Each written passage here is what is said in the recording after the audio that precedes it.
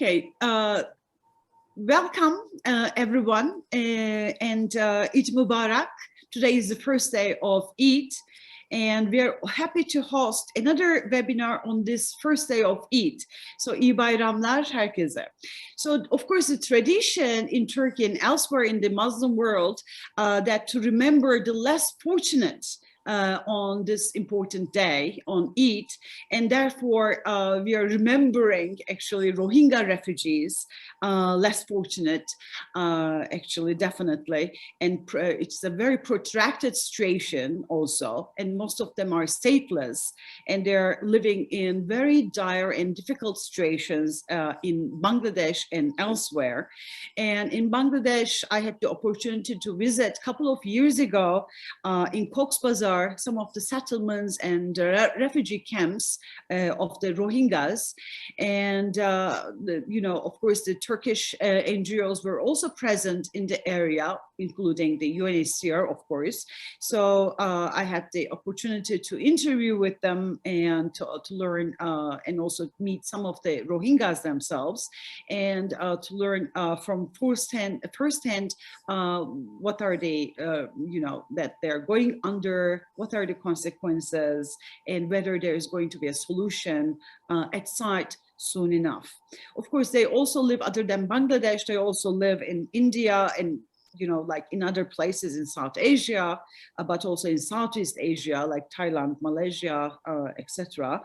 And the numbers are a little contested because we know that according to official figures, 1.1 million, and our speakers will tell you more about that. And according to the recent wave, another additional 750,000 came from neighboring country, Myanmar, where they were rendered of course, stateless in that country. Of course, Myanmar is undergoing such turmoil at this time, as we speak, as you can see from the headlines, and definitely, I mean, another international solution should be made available to the Rohingya issue, and we are waiting eagerly for that.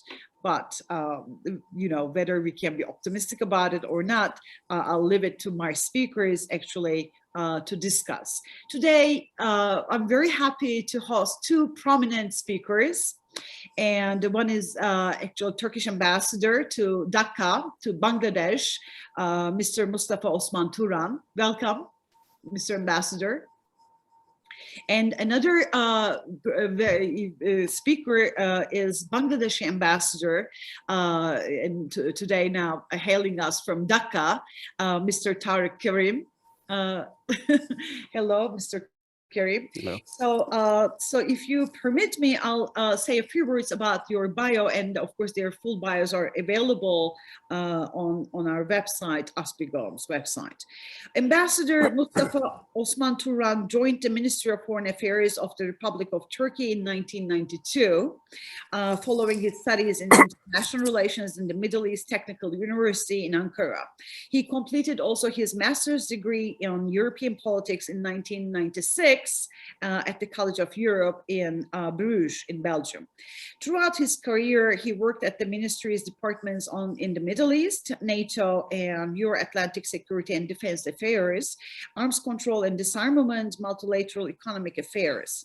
As his assignments abroad, he worked in Italy, Albania, North Macedonia, Kosovo, Austria, Afghanistan, and Belgium. So you traveled really far, Mr. Ambassador.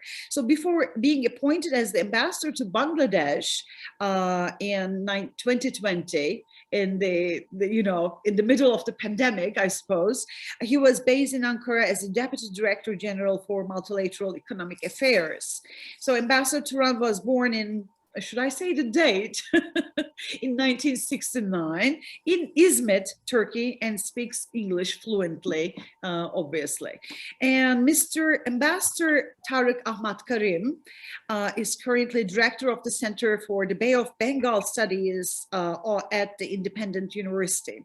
Bangladesh. Prior to this, he was senior fellow in the Vice Chancellor's office, advising on the setting up of a center for the Bay of Bengal studies at the Independent University. He has been also an advisory consultant for South Asia regional integration and engagement with the World Bank since 2014 until recently. So Ambassador Karim is also a career diplomat and joined the Foreign Service in the, even during the, when it was East Pakistan before 1974. So he joined actually back in 1967. And he has served extensively at home and abroad.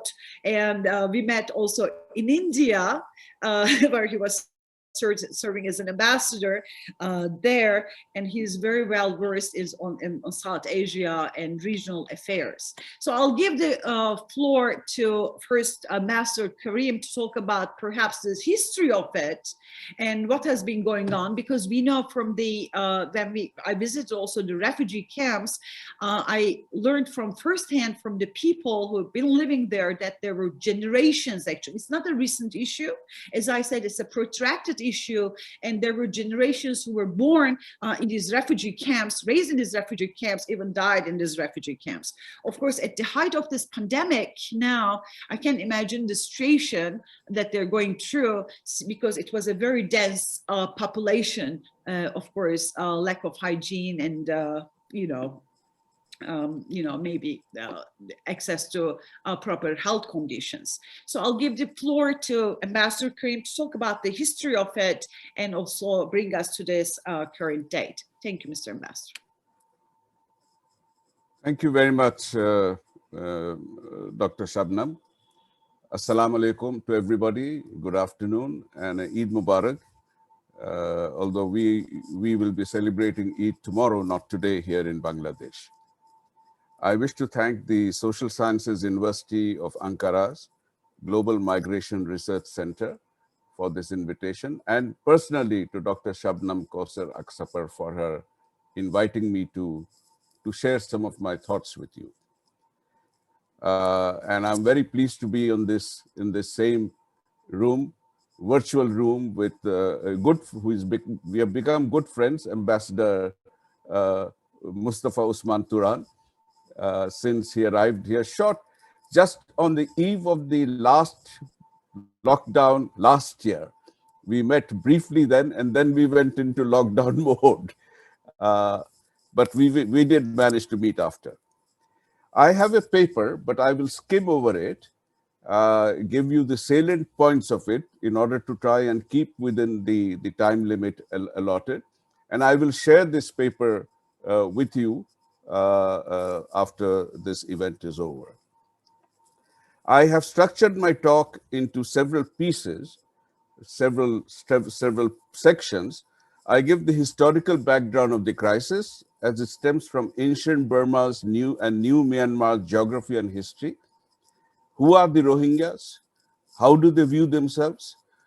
Modern Myanmar's long history of troubles with its numerous ethnic minorities, particularly the Rohingyas. Sketch the various steps within Myanmar to try and diffuse the situation, and the timeline of the various stages, and that I'll sketch very briefly, just giving the dates and numbers rather than what happened, but you'll find it interesting how it progresses and how it forces the government to recalibrate its position and stance. Some regional and international responses, and the current situation. What is the outlook? I think that is what we need to look at, because the future is not very bright on this.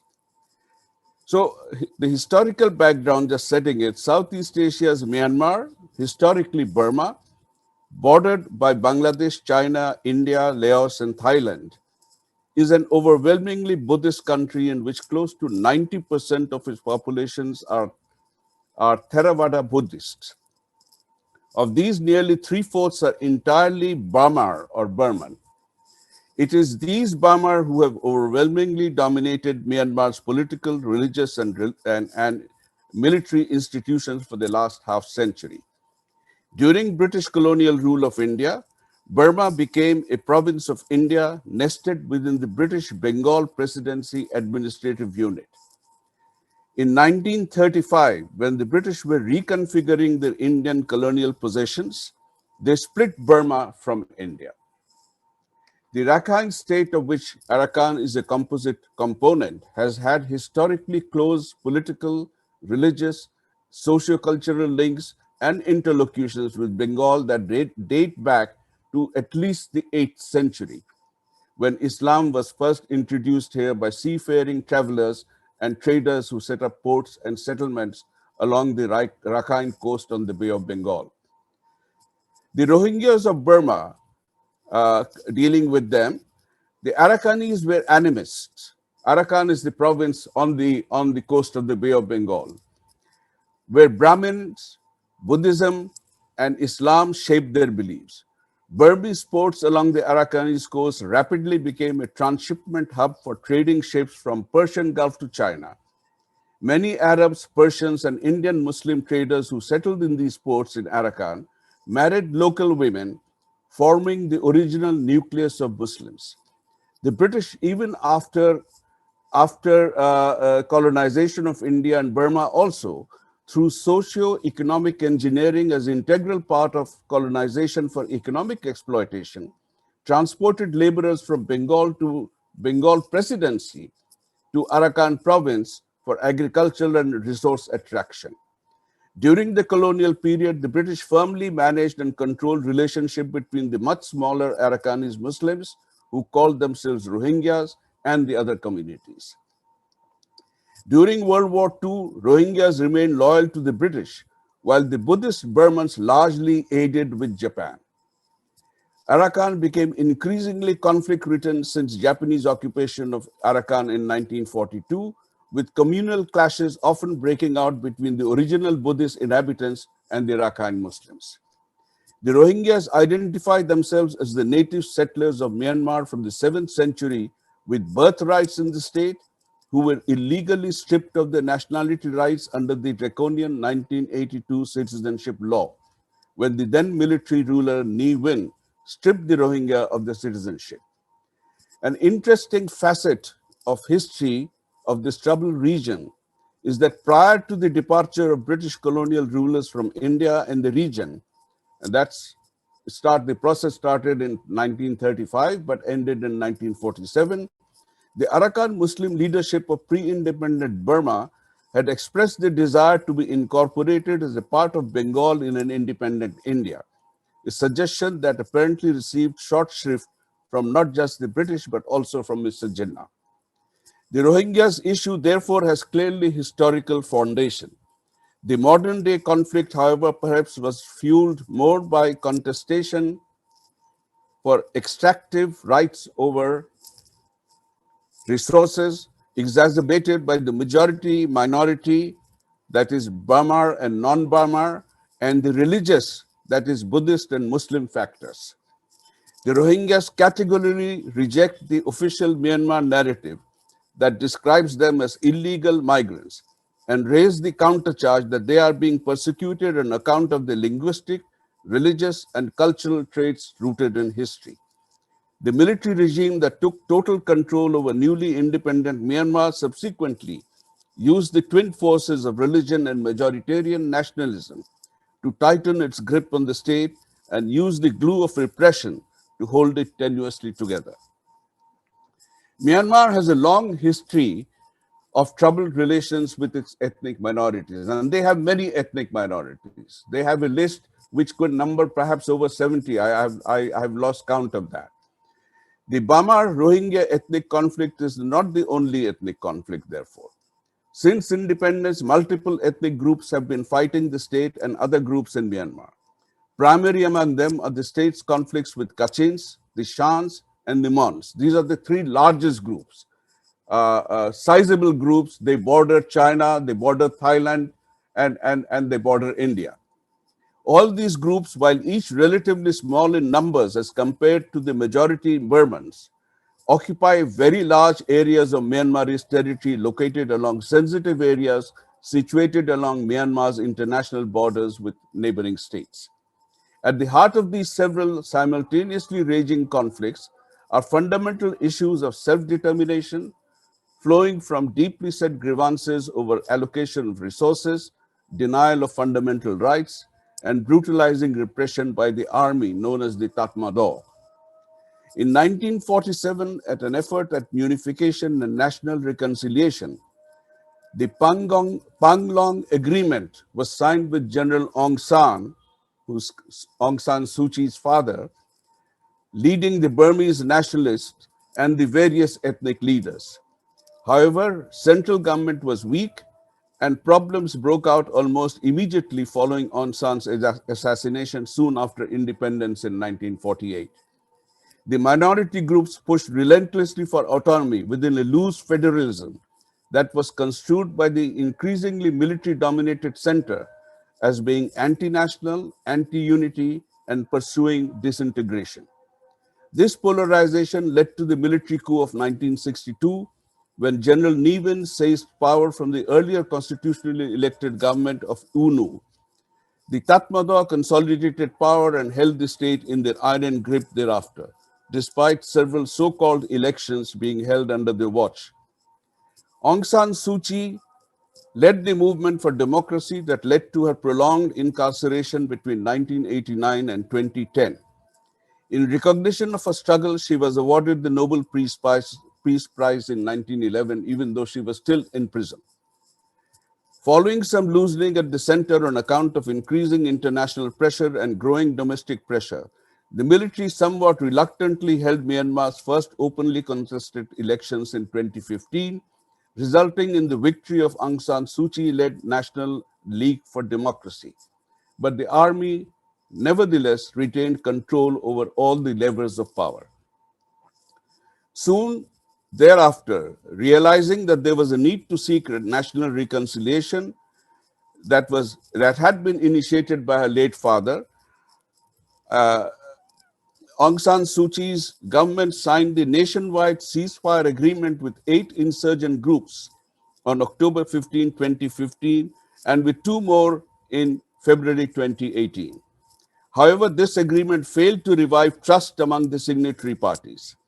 Suu Kyi's victory in 2015, with hindsight today, may be looked upon as a Pyrrhic victory at best, with the Tatmadaw maintaining a vice-like grip on all levers of power and severely restricting Aung San's own ability to act independently or go against the grain of the military's rigid and oppressive goals.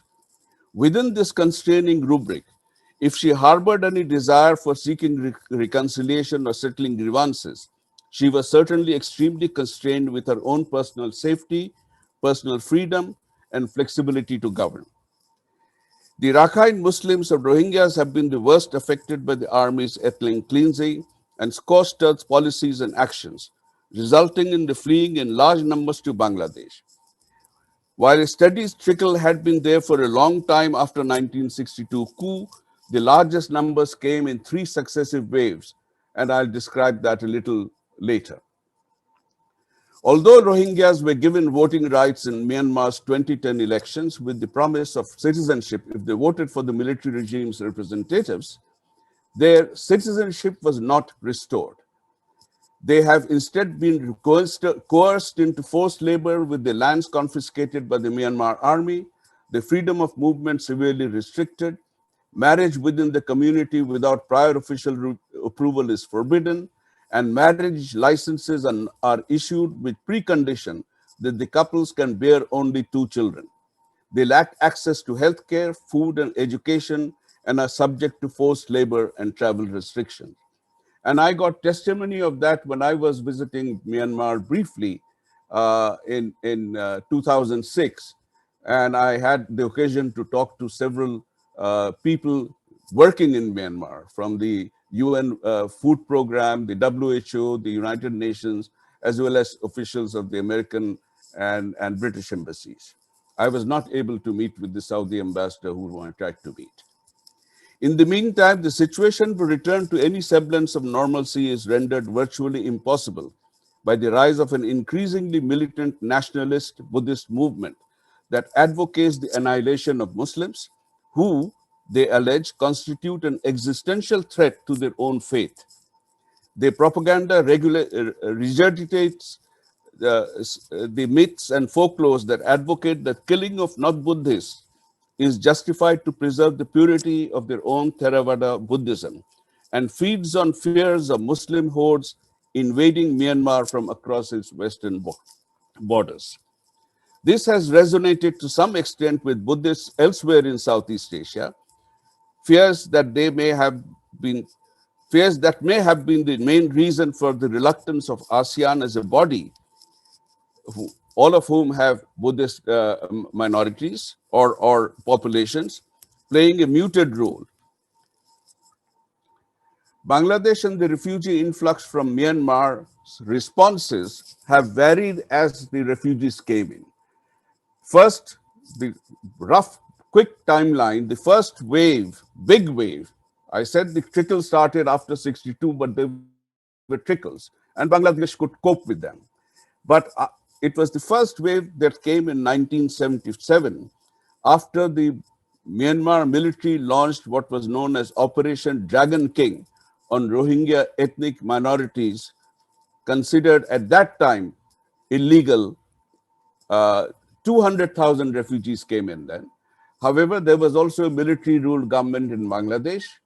They were able to sit, and Myanmar took back 80% of them. But then 20% of those 200,000 never went back. We don't know where they have sort of assimilated. Then the second wave was in 1989. Towards the end of 1989, it continued until 1990. Following another military crackdown, and this is soon after Burma was renamed as Myanmar, over 250,000 refugees came into Bangladesh. Of this, again, there was a quasi-military government in the sense that the military ruler was now a civilian president. They negotiated another agreement, but Myanmar took back about 50, maybe a little more of the 50% or little more of those of this second wave. So again, a very large number of refugees stayed back.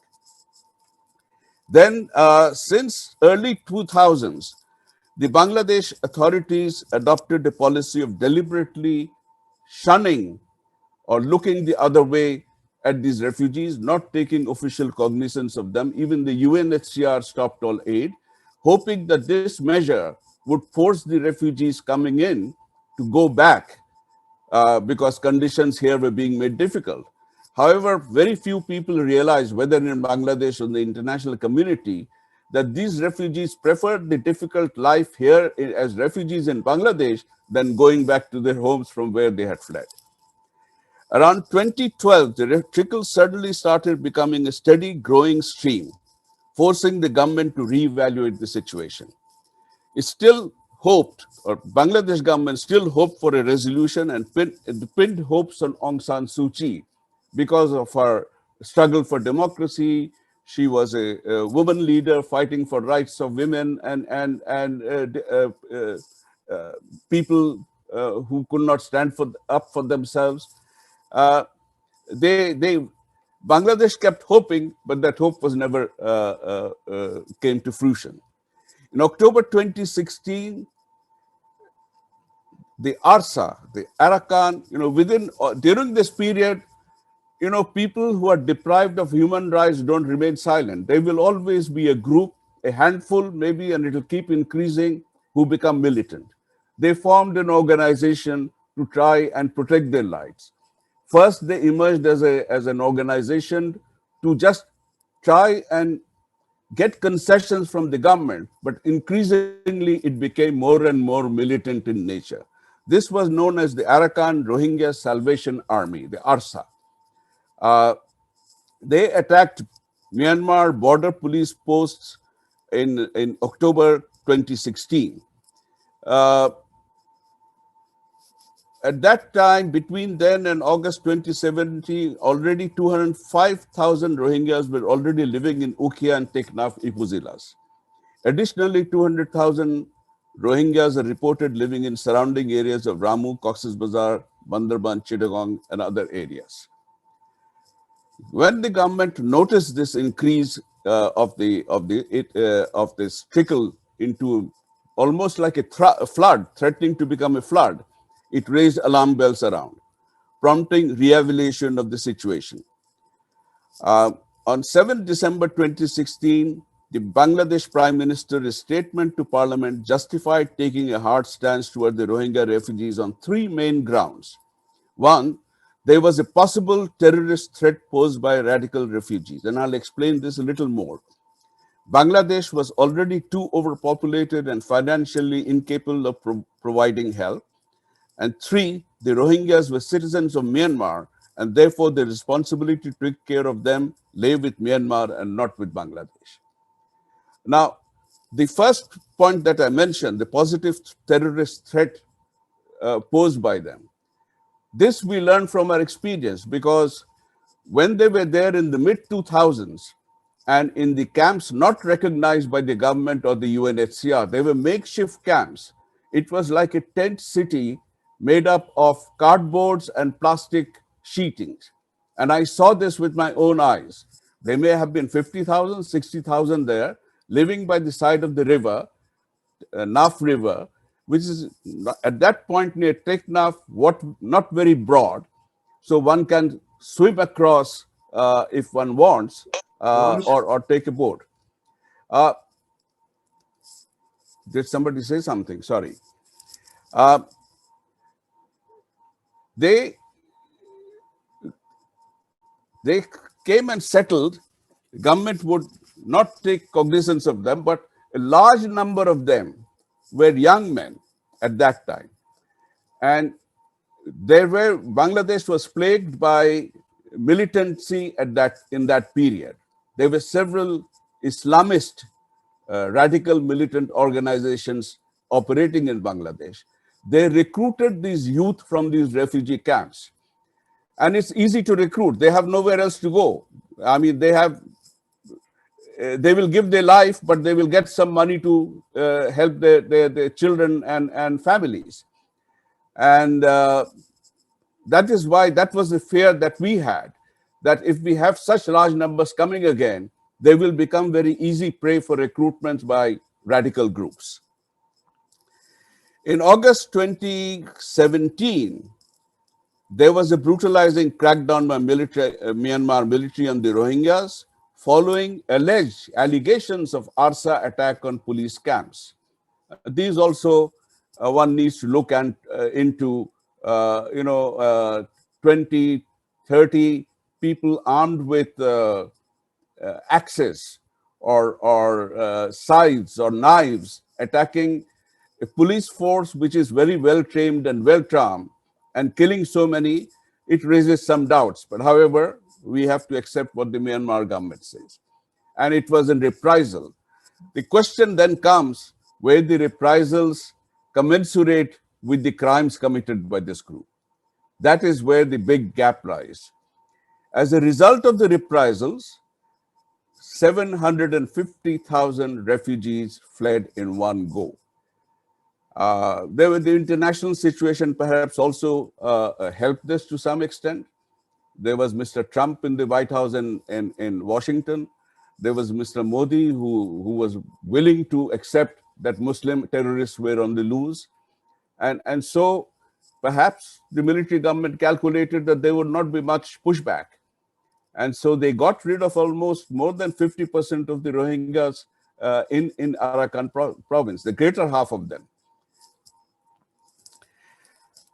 In November 2017, Bangladesh then hastily signed a bilateral MOU with Myanmar for repatriation. In my personal view, this is a personal view which I will not share publicly, I think it was hasty. It was ill-conceived. And I have to switch this off. And Myanmar have not stuck by that agreement. Basically, we signed it in good faith, which was, I think, from hindsight, not the right thing to do. In April 2020, Myanmar's military drive against Rohingyas continues unabated.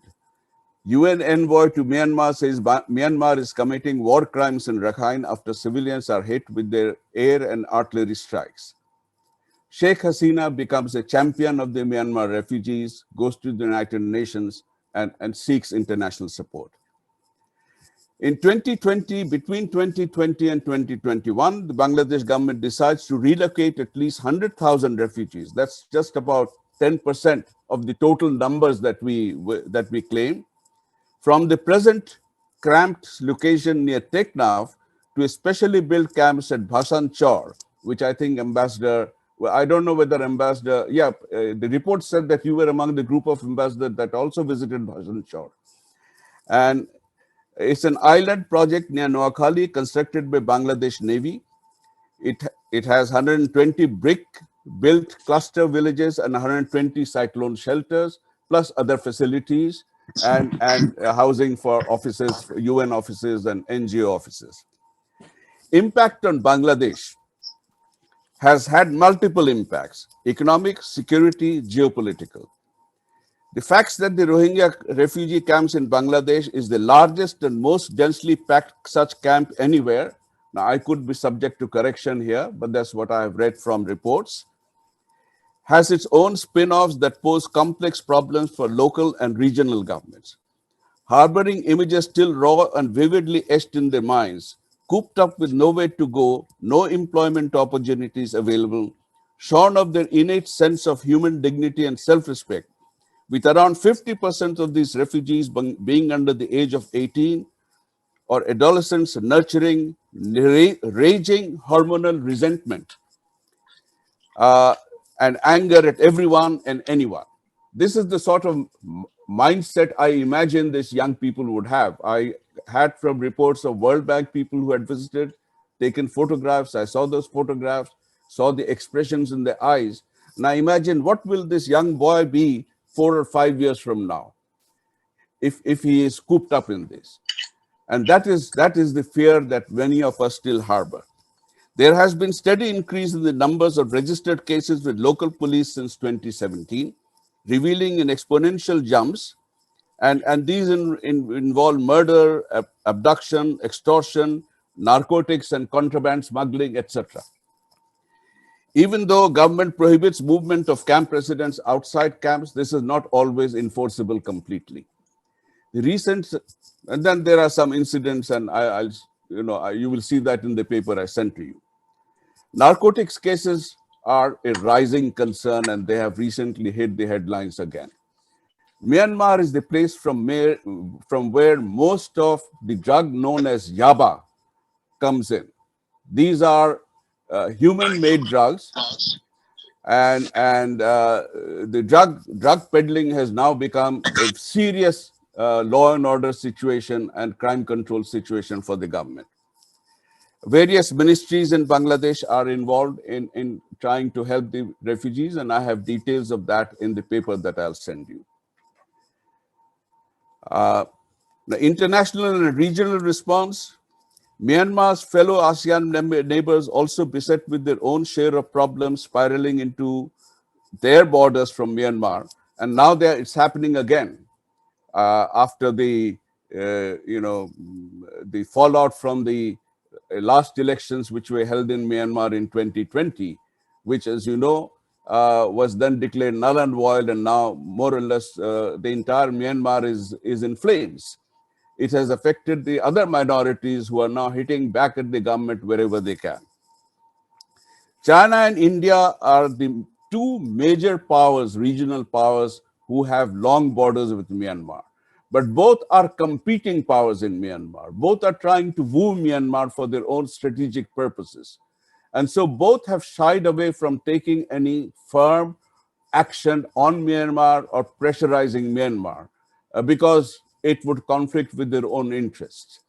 The international community has given a lot of assistance, economic and financial assistance, humanitarian assistance, but ultimately the solution lies with inside Myanmar, with whatever government comes into control or stabilizes.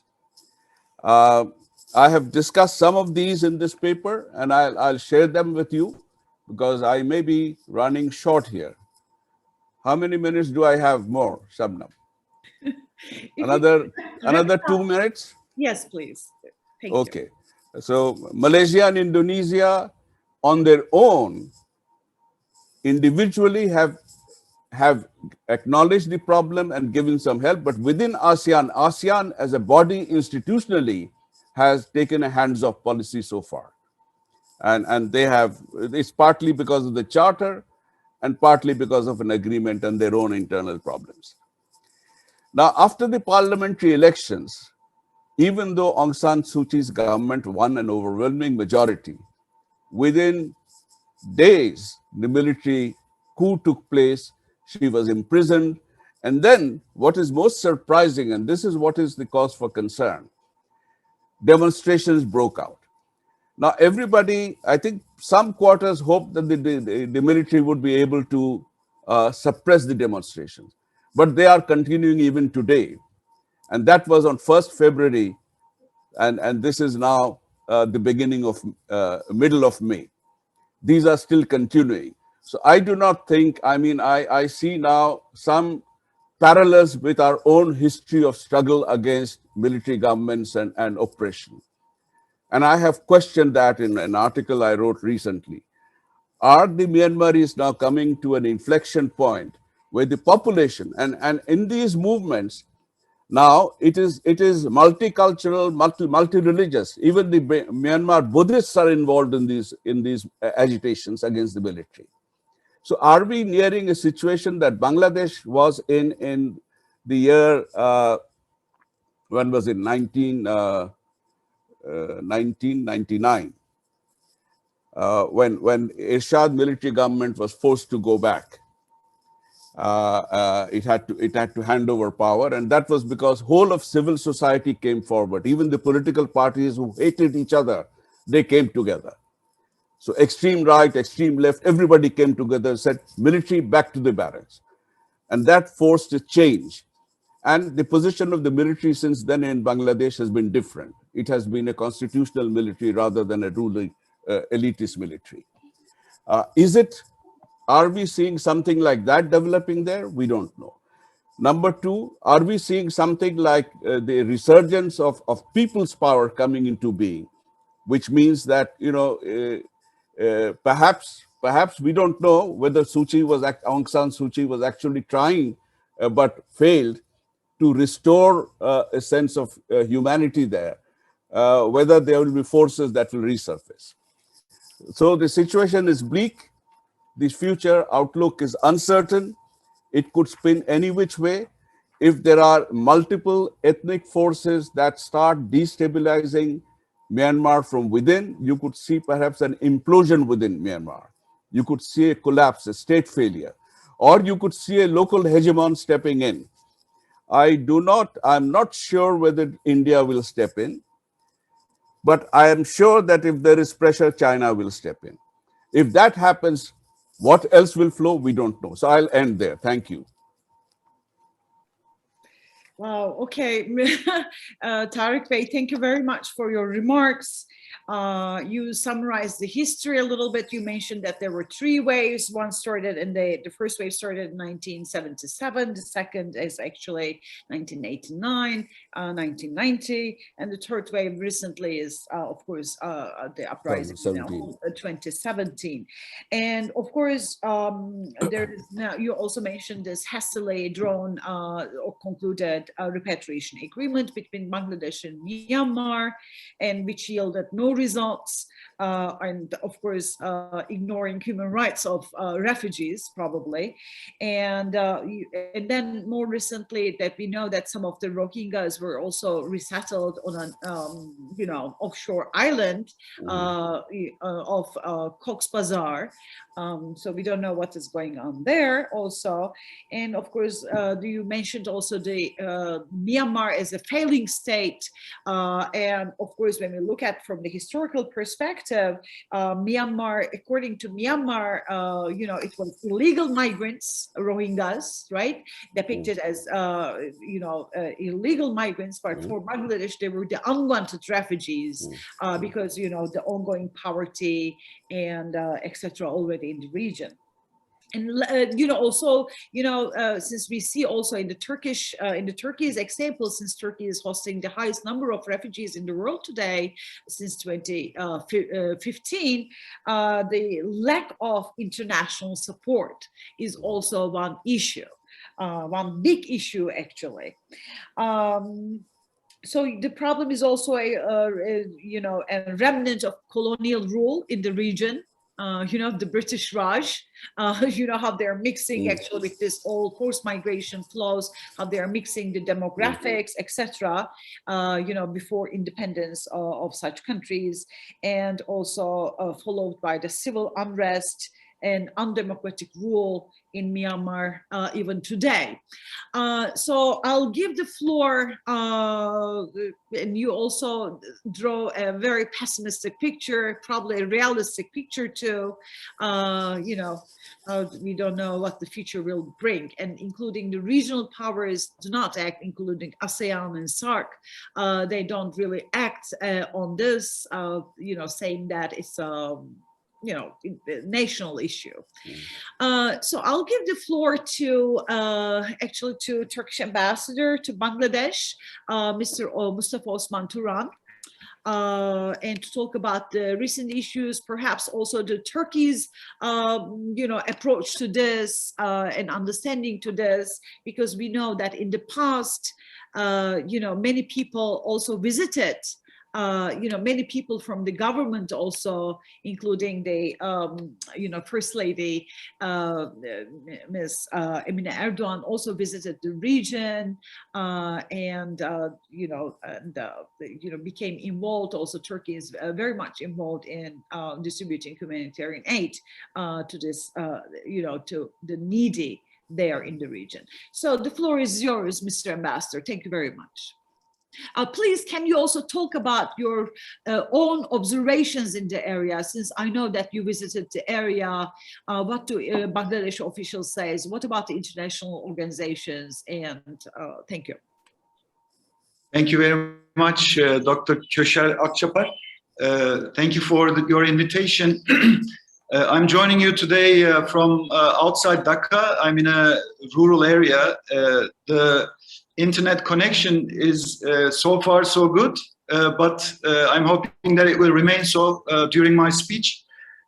So I'm also very pleased that Ambassador Karim has saved me a lot of time by talking about things that I would also touch upon, but that's very good because he's very knowledgeable, very experienced diplomat who knows the history of things and their reflections on today's world politics. So I will restrict myself, therefore, to the points that you mentioned, Dr. Akçapar. I will, first of all, underline that the Rohingyas, as of today, present to the world at large one of the most grave injustices in the world, I believe. And there are several reasons why this is the case. I think some of them are events which Ambassador Karim has eloquently elaborated on. The fact that they are stateless people, the fact that they have faced already before they were displaced quite a long period of discrimination and persecution, and that they were not able to have access to basic services and livelihood opportunities in their own country. And they were seen as almost foreigners in the country where they lived for centuries, to which they belong. So I'm talking about Myanmar. So even before they were displaced, recently to Bangladesh and to some other regional countries, their situation was already very difficult and very challenging. So, and their displacement on top of all of this has presented to Bangladesh, which has opened its borders very generously, not just once but several times. The biggest wave, as Ambassador Karim underlined, was in 2017. But even before that, Bangladesh has, just like Turkey did to Syrians and other refugees, has pursued an open door policy to accept those who were fleeing persecution and death. So, yes, this situation is very grave. Human rights, like flagrant human rights violation against Rohingyas. And for Turkey, a country which has always prided itself for being on the side of the people who are persecuted, who are vulnerable, wherever they are in the world, facing this, one of the gravest persecutions in the world. Obviously, Turkey has never remained idle. And this was demonstrated, as you said, by high-level visits. Our First Lady has visited the Rohingya camps twice, actually. One was in 2012 and the other one 2017. So our foreign minister, our then prime minister have all been there, not just to visit and see and observe, but also to deliver one of the strongest aspects of Turkish foreign policy, which is humanitarian assistance. And since immediately after these high-level visits, Turkey has deployed all its capabilities in the humanitarian field to the region to support the government of Bangladesh to face this very big burden to host over 1 million Rohingya people.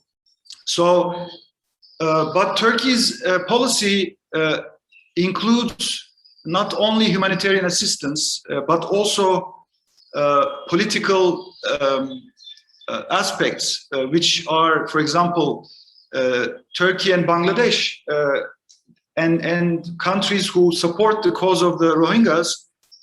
They act together on international fora, in international organizations. Turkey has always advocated that the people who committed these crimes of humanity, crimes against humanity, they should be held accountable, legally speaking. And therefore, in the Organization of Islamic Conference, as well as other international organizations, Turkey took initiatives to support, to raise to be vocal about the cause of Rohingyas. The most obviously effective one was to support the Gambia to open a case against Myanmar in the International Court of Justice in 2019. This is particularly significant to put pressure on the government of Myanmar for the return also of the Rohingyas, but obviously a safe, dignified, and voluntary return. And the International Court of Justice, obviously, in its decision, recent decision, has asked the government of Myanmar to create the conditions and report back to the court on the progress they achieved to create those conditions.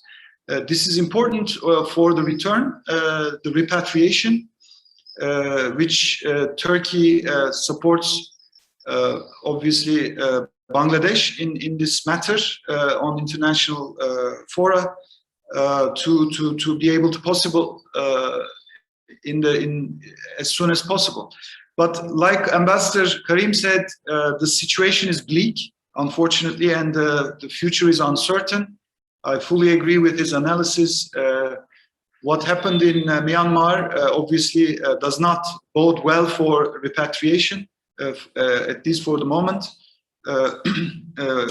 And what is left to Bangladesh and international community is obviously to take care of the Rohingyas in Bangladesh and in other countries until the repatriation is possible. Turkey also supports the voice of diaspora Rohingyas in different countries to make their case, not just legally, but also politically and to influence the opinion leaders in different countries. We support academic research on the Rohingyas, academic publications, and we also keep we support the dialogue mechanisms with Myanmar. Turkey has never cut its dialogue with Myanmar. We believe that dialogue would influence Myanmar more than sanctions. Obviously, sanctions is also an important tool on diplomatic in the diplomatic field, but we believe that these tools should be used together. So sanctions alone would, we believe, would not serve the purpose of repatriation. And let me talk a little bit about what Turkey does in the humanitarian field a bit more in a more detailed manner. Since I came here last year in January, I had a chance to visit the camps 3 times. So I had a very good idea about the conditions in which Rohingyas live in the camps. And I was a part of the ambassador delegation. The 10 ambassadors visited recently the island of Bashanchar, where the government of Bangladesh has prepared a new facility to host 100,000 Rohingyas to be relocated from the Cox's Bazar area. As Ambassador Karim mentioned, the camps, the more than 30 camps in the Cox's Bazar region are overcrowded, densely populated, with poor infrastructure, and the risk of disease or crime are rampant. And recently, as you probably heard, there was a massive fire that broke out, which destroyed more than 40,000 shelters and internally displaced more than 100,000 Rohingyas. So that was a catastrophe. And during that fire, one of Turkey's projects, the field hospital that the Turkish Emergency Response Agency, Ahmad, together with the Turkish Ministry of Health, are running to provide health services to the Rohingyas free of charge. They treat 1,000 patients every day, not just Rohingyas, but also the host communities who live around the camps. The citizens of Bangladesh go there to receive medical services and medicine every day. Turkey sends over 30 professional medical staff to this hospital. And this hospital was totally burnt down during the fire. And in a matter of weeks, upon instruction of our president, Turkey has resent the field hospital, a new one, and we are about to complete the reconstruction of the hospital, and we will soon open it in the days to come. So that project is something that we are quite proud of, because that's one of the very few health facilities in the camps area, and you know, the doctors that Turkey sends do operations. There is a dentist serving people, all kinds of health services. Fortunately, the camp area was not affected as badly as people estimated because of COVID. The number of deaths in the camps remained quite low, around 11, 12 people died during the COVID pandemic, and there was no outbreak of the pandemic in the camps, you know, affecting a high number of people. That was a surprising and positive development, which did not overwhelm the health services, health facilities in the camp area. Another agency that operates in the area is TICA. TICA is our, as you know, development cooperation agency, and they provide food assistance. They build infrastructure. They built a bridge in the camp area. They run capacity building programs for women. Similarly, we have Turkish Red Crescent, which is also very active in the camp area, and they also provide humanitarian assistance. You know, food, shelter, non-food items. They are also running a community center, which I visited and was very impressed by the level of services. And there are quite a number of NGOs also operating. Turkish Diyanet Foundation is also very active. They support the masjids. They support you know, the communities for various services, including humanitarian assistance.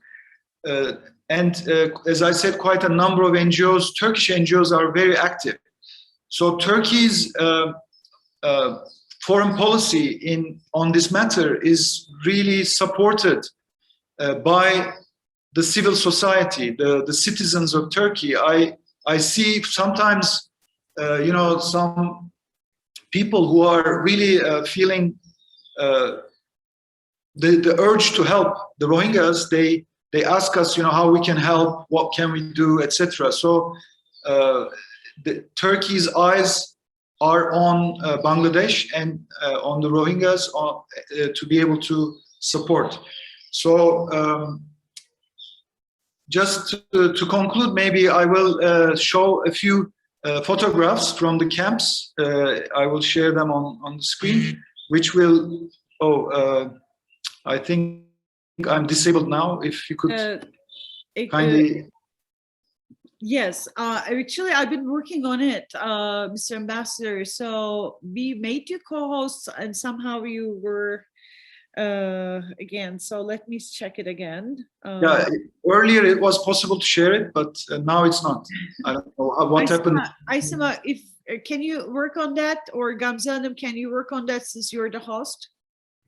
Gamze Hanım, bizi Mustafa Bey'i lütfen şey yapabilir miyiz?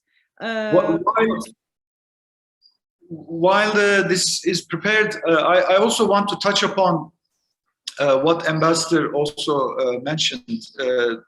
You know, the island of Bashanchar is an important issue, and the United Nations has recently visited the island, and they are preparing.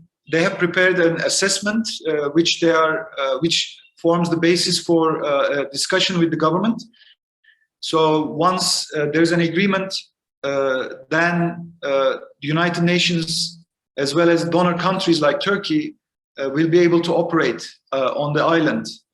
Currently, there are around 20,000 people who have been relocated to the island, and there have been some criticism initially regarding the island, but you know, during our visit, which I, you know, together with some ambassadors, we saw that the facilities that are prepared are quite solid, and that they need the services to be provided by the international community. and the NGOs on the island for various different purposes. And obviously, the will of both Turkey and Bangladesh is to repatriate the Rohingyas back to Myanmar, but this may take some more time. There have been agreements signed, as Ambassador Karim mentioned, to be able to repatriate Rohingyas from Bangladesh to Myanmar, but they have remained on paper, unfortunately, and currently it seems to be even more difficult to send the Rohingyas back to Myanmar. But as I said, there's no other way but to take care of these very vulnerable people in the countries where they are. Unfortunately, I'm still not able to share my we are working on it. Since I'm not the host, we are working on it, Mr. Ambassador. So, thank you for your remarks. We'll open the questions now, if there are any questions from the audience. And but in the meantime, hopefully, we are figuring this. We're going to sort this problem out. Yeah. So, for those who have questions, you can raise a hand and ask both our speakers in Turkish or in English. Türkçe ya da İngilizce sorularınızı yöneltebilirsiniz. Buyurun o zaman. So we'll start with Meryem Uzar. Meryem, please introduce yourself also briefly. Yes, hello, good afternoon. I'm Meryem Uzar. I'm studying in ASBU Asian Studies Master's Program. Thank you very much for your speeches, both ambassadors. It was very informative. I just want to touch upon, is my voice okay actually first? Yes, Meryem, thank you. Yeah, I just want to add a little thing also upon what Ambassador Turan was talking about in terms of the maybe the development, the importance of development of the human resources and the opportunities provided to Rohingya refugees, but also in general to Rohingya or all around the world. I wanted to add the importance of how not just humanitarian assistance on the short term, but in the long term. For example, we can speak about the scholarships provided to these people. Because of my personal experience with it, for example, Turkey is providing a Turkey scholarships program, which also takes very much importance for the Rohingya being educated and developed in terms of their capabilities. Just wanted to add that as a small comment. But my question, continuing with this, if we look at, of course, the humanitarian grievances and all that, apart from that, it's also important to think about the Rohingya in terms of how they will carry themselves through this crisis and through this issue. So I want to ask, what's the role of social and political mobilization, or is there any social and political mobilization that we can speak of?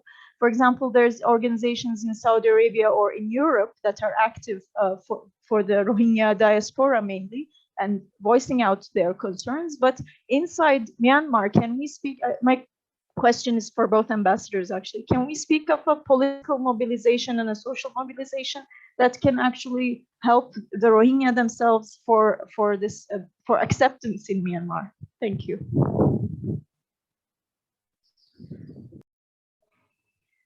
Thank you for your question. So maybe Ambassador Turan, can you answer that question? Sorry, maybe because of my connection, I could not get the first question. What was the first question? The first one wasn't actually a question. It was just about, I added just one more information about Turkey scholarships. For example, Turkey providing scholarships for a lot of the Rohingya, which is an important matter also. It was just a comment, actually. Thank you. That's right. That's right. No, regarding representation of Rohingyas, they do have a number of platforms and organizations both in Myanmar as well as in other countries. and these organizations are mainly civil society organizations, and they do advocate the cause of Rohingyas and try to raise awareness. And as I said, we are trying to support them to the extent that is possible. Obviously, you know, they are having a hard time to make their voices heard by the international community. So it's only very necessary that they are supported to raise their voices on different platforms. I don't know if Ambassador Karim would like to say something on this. If I may just add, yes, I think what you mentioned, Ambassador Turan, is correct. I think, providing anyone trying to help the Rohingyas, whether in the camps in Bangladesh or elsewhere, one of the important aspects of assistance that they can give is, apart from humanitarian assistance, they must provide assistance for developing skills and education so that they will be able to live productive lives, even when they go back to their home states, home nation, to Myanmar. They should go back as adding value to the state rather than, you know, being looked upon as a burden. Number two, whether social and political mobilization is permitted. I think the question was more whether it is permitted within Myanmar. Within Myanmar, I don't think there is any such thing allowed to the Rohingyas or any minority community. It's a military-dominated regime. Within the camps, I don't think there's a formal arrangement allowing it. They did have access to cell phones, but cell phone access was limited for a short period when we saw an outburst, a flaring up of drug smuggling in the region. But I think that has been restored largely. Political mobilization can be a double-edged weapon. And there were reports that there were two factions already within the Rohingya camps. It is bound to happen when people are crammed in a small space together and you have different opinions coming in as to how to address a problem. It's bound to happen. And I think the Bangladesh authorities will be keeping a careful watch on what sort of political mobilization takes place. Of course, they have the right to voice their opinion about the state of condition they are living in, and you know, whatever they experience, but not take part in active politics either in the Bangladesh politics or elsewhere. If Ambassador Turan, from his recent visit to the camps or earlier, I have not visited any of the camps. You know. I see. Mustafa Bey, now you can actually share your photos with us and share your, you know, observations regarding the camps. Yes.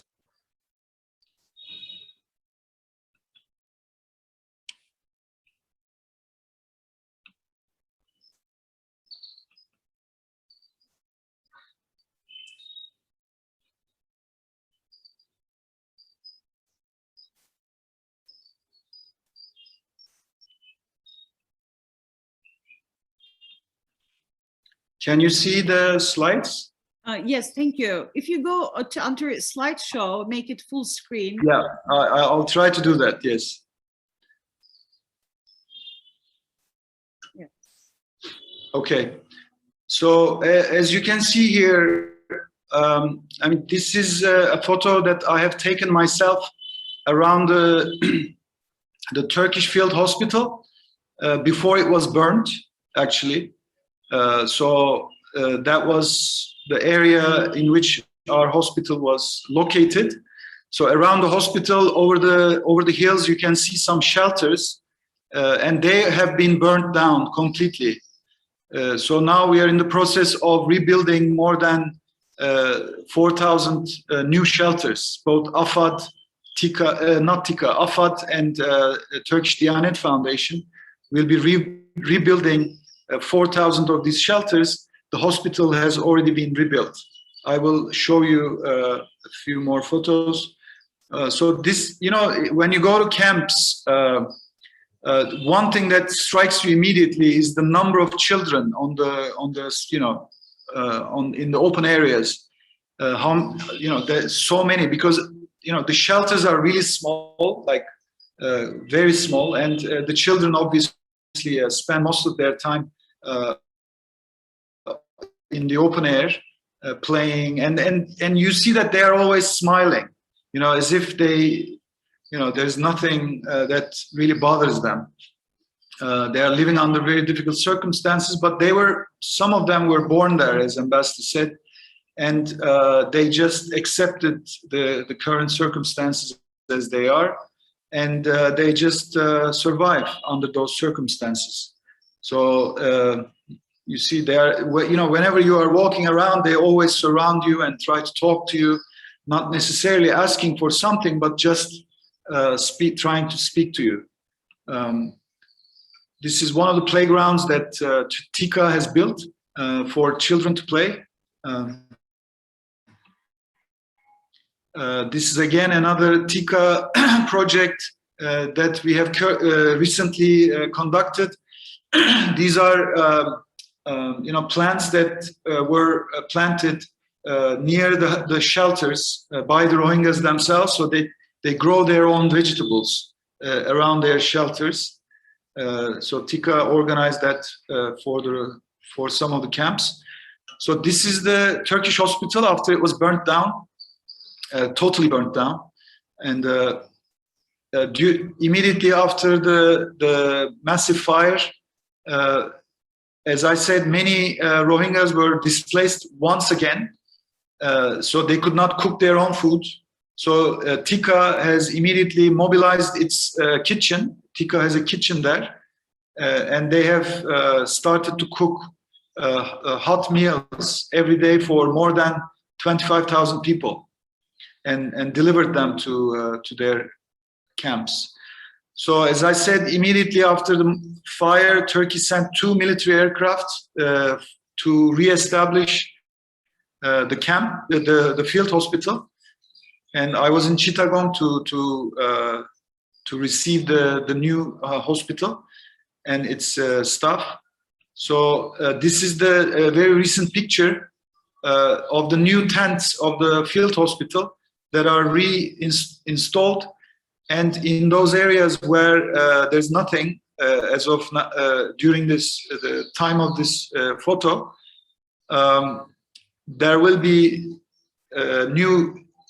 newly installed areas to provide services for the 1,000 people who are receiving medical treatment every day in this field hospital. So these are some of the photos that I could quickly put together for you to have an idea. But it's a really an interesting and sometimes very heartbreaking experience to go to the camps.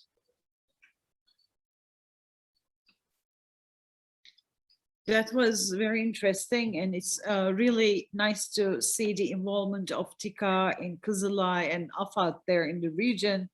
And then Meryem is one of our students, but she also works at YTB, Yurtdışı Türkler Başkanlığı. So therefore, she mentioned about Turkey scholarship, and we know that Meryem.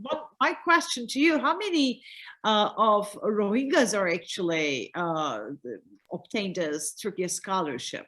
Because one problem, I think there should be many more people, because we corresponded also with Ambassador Turan regarding one person, one young person, from the refugee camps in the region, that he didn't have the chance to finish in high school, but he learned to speak some English, very limited English, but at least he managed, and he wanted to study. He wanted to study in Turkey.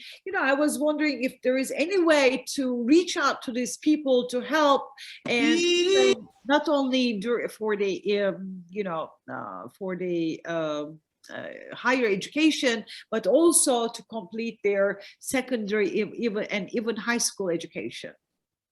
Yeah, in terms of higher, of course, the scholarships I was talking about is for higher education. And in terms of the number, I don't have I don't know the exact number, but I know that this is a problem and a fact that because the Rohingya inside Myanmar, it's very hard to reach them, and because of their lack of access to education, and even the ones in the camps, they usually have to have some kind of, and as my ambassador would know, they need to have some kind of identification, either Myanmarese or Bangladeshi passport and identification. So in this case, yeah, exactly. So the stateless ones are very much out of access. So we have that problem. But in other the ones that are granted scholarship are usually the diaspora, or the ones in that somehow have the Myanmarese passport and Bangladeshi passport. Like from my experience, I was in Saudi Arabia for interviews, and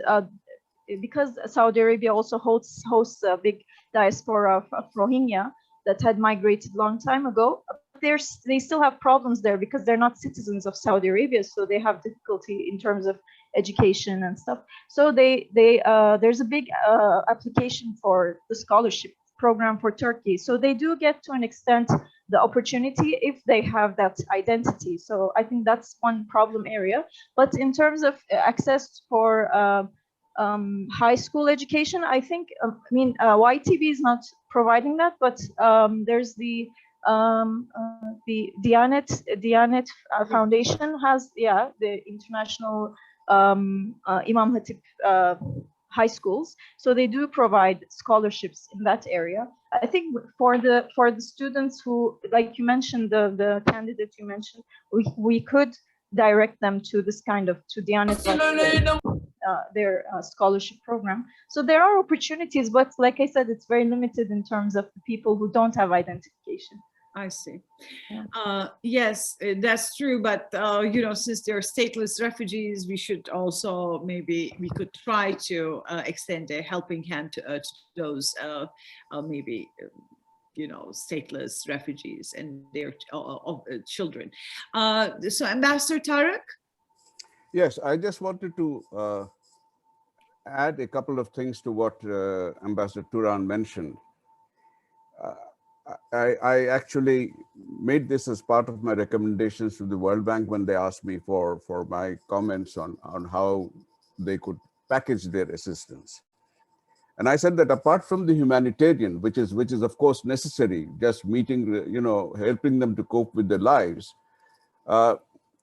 we have to also keep in mind that when previously there were the UNHCR run camps, that was after 1977 and 1987, they were receiving monetary stipends. Each refugee or family was given allowance. And it turned out that not just the allowance, but they were getting other forms of assistance like food and clothing and blankets. These would land up in the local market. They would undersell the local retailers, and it created a sort of tension between the locals, the indigenous people of the areas around them as well. So we have to be very careful how we calibrate, and I recommended that whatever assistance you give, it should match whatever you are giving to the locals, so that no resentment is created between the two communities. Ultimately, I don't know whether these refugees will ever go back. I can voice that privately, but it's difficult for me to take a stand officially and say that, yes, we will absorb them, because Myanmar is going to dump another 1 million, the remaining over there in here. So that is one aspect. Secondly, within the camps, I think if we can focus more on giving assistance, within setting up schooling centers or training centers within the camps, it might be easier, because for them to travel, as was mentioned by Mariam, is difficult. They have no identity papers at all, which is where they are stuck. The Myanmar authorities say if they can produce proof of birth, but they don't get birth certificates. They don't get anything. So it's difficult for them. And Bangladesh, I think, burnt its fingers in the early stages of when I think the government then facilitated a large number of them getting passports. Now they are being returned from those countries. Many of them landed up in Saudi Arabia. some of them landed up in rather shady places.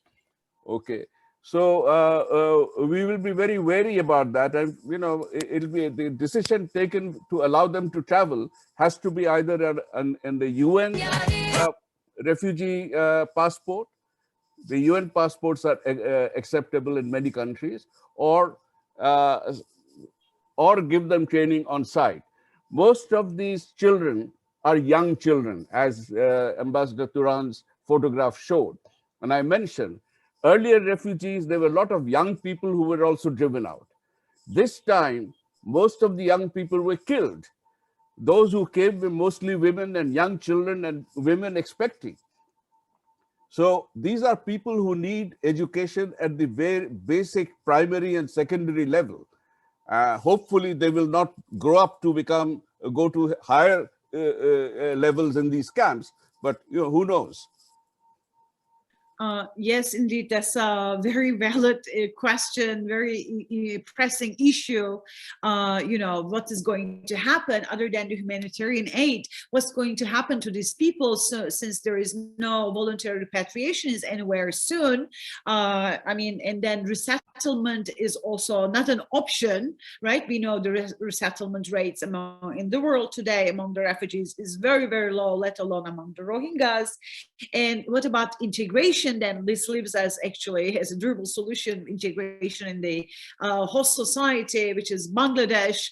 I mean, we know that Bangladesh officials are also resisting to that option, because of their own social economic problems. And on integration, if I can add, yes, I have suggested that, instead of having them in one place, 700, 800,000 people, disperse them. Even that idea is not accepted. Basically, because the government fears that if it accepts it, then it's going to open up another floodgate, because basically, because of the xenophobia within Myanmar, it'll push them to drive out even more from there, make conditions, living conditions for those inside Myanmar even harder than they are today. Yes, local integration, of course, it has its own problems. But as you said, in Turkey, we're also facing more or less same issue, which is, for example, since like the humanitarian aid mostly directing towards the Syrian refugees, right? And the local population, because they're also poor locals actually living together with at least in the same neighborhood with the Syrian refugees, this rises actually kind of xenophobia and resentment towards the refugees, right? So this also hinders, good integration, right? And getting closer by the two communities. Therefore, I'm sure the Turkish authorities they're also, as Ambassador Turan mentioned, there is a health center there, the hospital, field hospital, and it's also accommodating not only the Rohingya refugees, but also the local population. And Exactly. Yeah, even years ago when I visited the Cox's Bazar and the refugee resettlements there, Kızılay was donating, food items, non-perishable food items, and I realized that they were not given only to Rohingya refugees, but also to the local poor living in the region, and that was way before the Syrian conflict. But my question to Ambassador Tariq, if I may, Bangladesh. So humanitarian issue is one thing, having open borders, protecting these refugees who cannot get the protection of their home countries is one thing, but since it's a protracted issue, since it's a long issue, it takes long time actually. It's been going on forever since 1777. So now maybe we should help these people help themselves. Right? I mean, Turkey is also talking about this. I mean, they cannot really live on humanitarian aid anymore or food items anymore. We should train them, acquire new skills, train the children, at least have them access to primary education, secondary education, and also, helping themselves takes the place of maybe opening their own, you know, small enterprises, right? Small scale enterprises, SBS. But like, since Bangladesh, my question to you then, since Bangladesh is very good, very well known, also in the World Bank, for the microcredit, you know, that was very successful. So are there any initiatives as such, you know, for the Rohingyas? I cannot answer that authoritatively, but I think a number of local NGOs are also working there, including BRAC and Grameen and these big development NGOs. We have, you know, 4 Bangladeshi large developmental NGOs within Bangladesh that have international reach. They have programs there, extensive programs. But I think they are mainly focused now on providing the basic services required, clean sanitation, clean water, and stuff like that. I have been urging my own friends within the business community also that why don't you invest in setting up skill development centers so that these become productive people. And okay, they can't leave the camps, but they can set up small enterprises within the camps from where they can trade whatever they are making or produce for the local industry. And if they are going to be here for a stretch of time, over a period of time through an osmotic process, many of them might become assimilated, but that will be through an osmotic process. I don't see that happening through a government measure saying, okay, we will accept all these and they will become Bangladeshis overnight. So it has to be an organic process. It will probably be gradual, but I think the focus still, the Bangladesh government's focus still is they have to go back to where they belong. That is where they think is still a home. Perhaps Ambassador Mustafa, when he went, and if you question, certainly I know from the World Bank people who went, most of the refugees who were questioned there said, we want to go back home. That is our home.